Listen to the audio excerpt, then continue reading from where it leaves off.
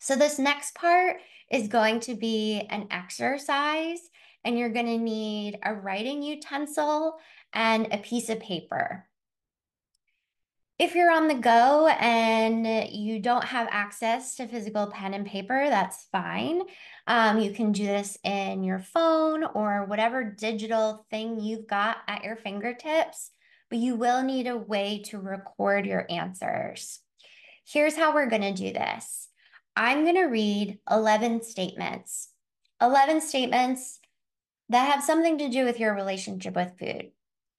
You will listen to your heart, listen to your gut, not go into analysis paralysis, but go with the first thing that comes to your mind.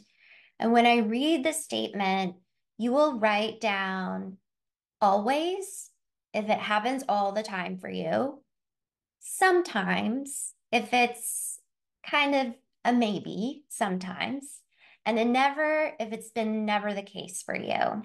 So again, I'll read the statement and you checking in with yourself will simply record always, if it's always, sometimes, if it's sometimes, and never, if it's never. There will be 11 statements. So again, you will be recording this because if you can remember all 11 things without writing this down, well, you should teach a class yourself because that's a lot of information.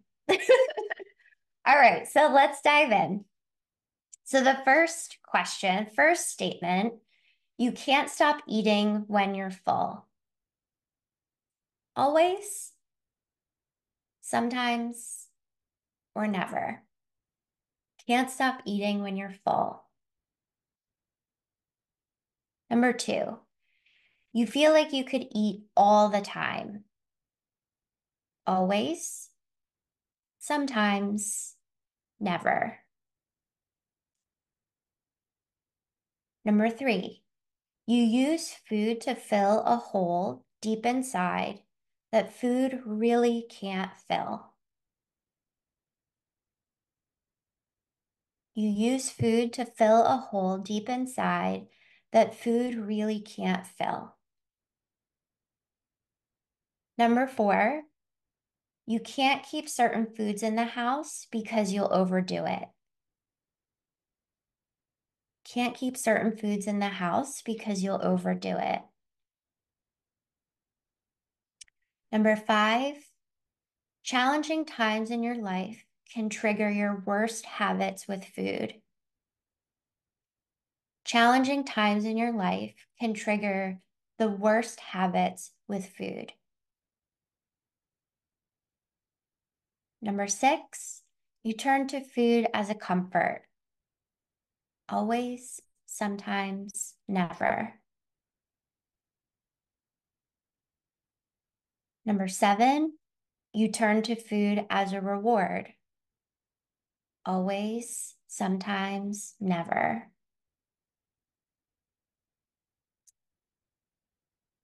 Number eight, you turn to food when you are overwhelmed. Always, sometimes, never.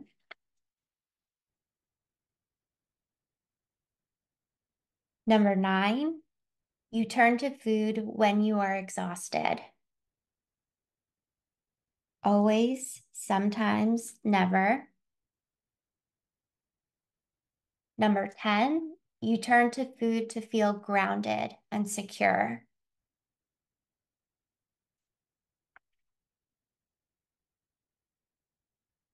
Number 11, you turn to food to calm down or escape your true feelings during family or social encounters.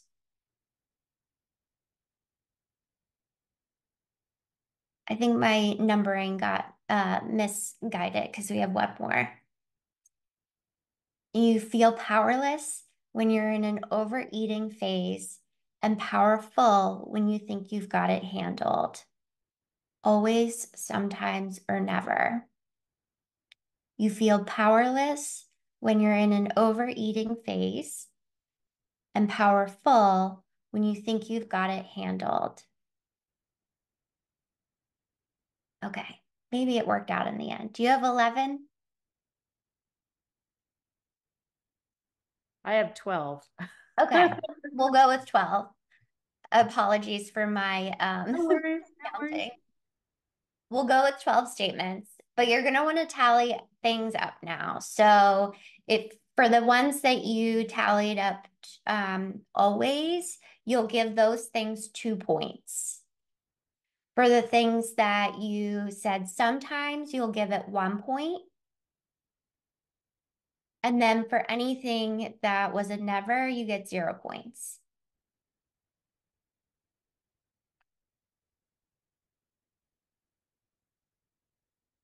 Just out of curiosity, did anyone have all zeros?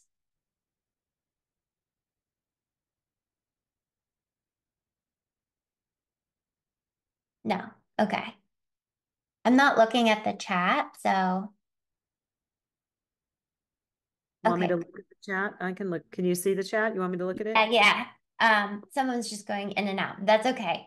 But good that there's no zeros because you probably are in the wrong place if you got no zeros.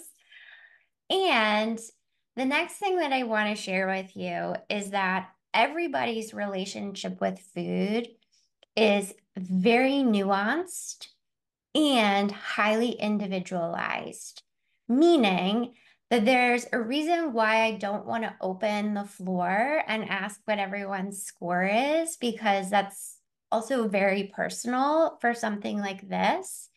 But more than anything, there is a spectrum. So, our relationships with food, every human beings exist on a spectrum. On one end of the spectrum, we have the thinking of eat healthy, work out. That's all you have to do. And those people are over there. The other extreme, the other end of the spectrum, are the kind of more darker, hairier, scarier things like eating disorders.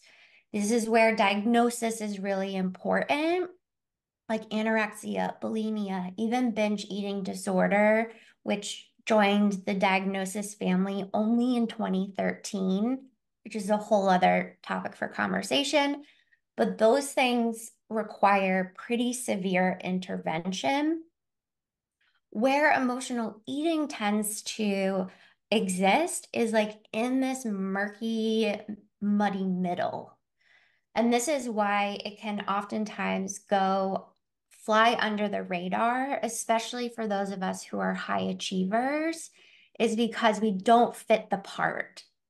We are usually eating healthy and moving, and we know what we should be doing, but nobody knows what we're doing when we're home at night alone and the kids are in bed. So, this is why it's important that we start to see this as a spectrum, and what's most important is that you recognize that nobody is going to point this out for you. Part of this has to be the self-acknowledgement and just even the self-valuing and saying, you know what? I've been feeling like something has been up in my relationship with food for a while.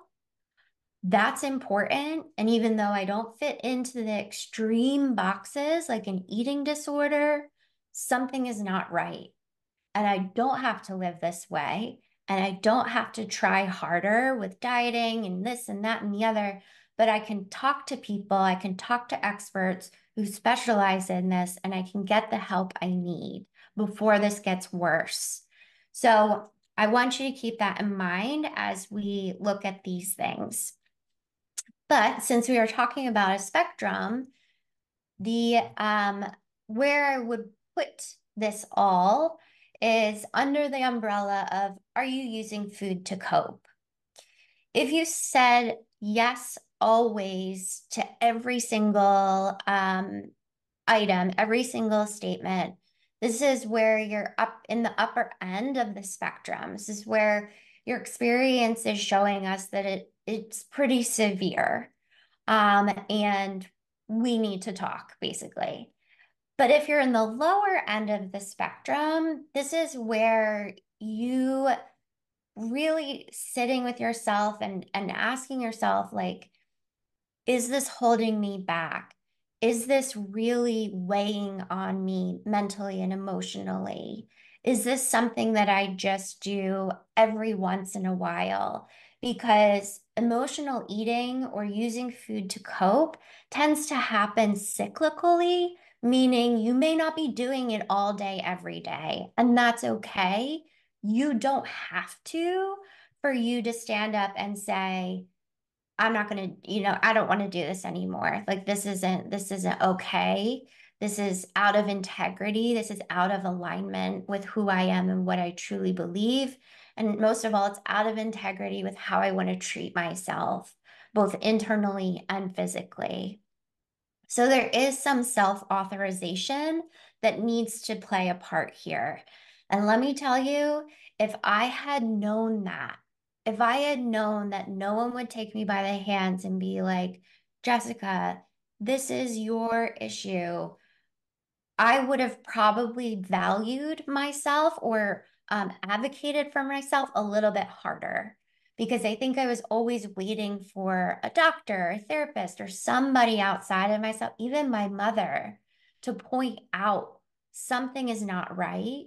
But because emotional eating was such like a secret, it happened so much behind the scenes that nobody knew. This is important to self-assess. It's important to take your experiences as important. And most of all, it's important to just really assess how is this impacting you beyond just the physical? How is it impacting you mentally? How is it impacting you emotionally, et cetera, et cetera.